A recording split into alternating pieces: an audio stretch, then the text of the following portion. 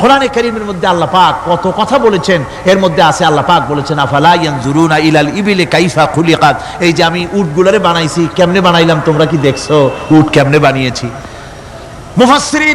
মুফাসসিরিনে কেরাম এর উপরে অনেক আলোচনা করেছেন। তারা বলেছেন যে উট মরুভূমির জাহাজ, তারপরে উটের পিঠে একটা চুট আছে, কোন কোন উটের পিঠে দুইটা চুট আছে, মাঝখানে বসে একটারে হেলান দিয়ে আর একটা ধরে বসা যায়। আমি দেখছি দুইটা চুটওয়ালা উট, আফ্রিকান উট আমি দেখেছি, যে চুট সুবহানাল্লাহ দেখলে অবাক হয়ে যেতে হয় যে আল্লাহর কি কুদরত। উটের পৃষ্ঠে দুইটা চুট, মাঝখানে আপনি বসবেন, পিছনেরটা একটা সোফা সেটের মতো, পিছনে হেলান দিলেন, আর সামনে যখন সে মরাল সম চড়াই উত্তরাই পথ দিয়ে নামা ওঠা করবে, তখন আপনি যেন পড়ে না যান সেজন্য সামনেরটা বুকের সাথে জড়ায় ধরবেন। এরপরে কি সৃষ্টি আল্লাহর, সুবহানাল্লাহ বিহামদিহি। জিরাফগুলি দেখুন, জিরাফগুলি তার মাথা কত বড় উঁচা, লন্ডন জুতে জিরাফ দেখলাম, সে জিরাফের দেহ থেকে তার মাথা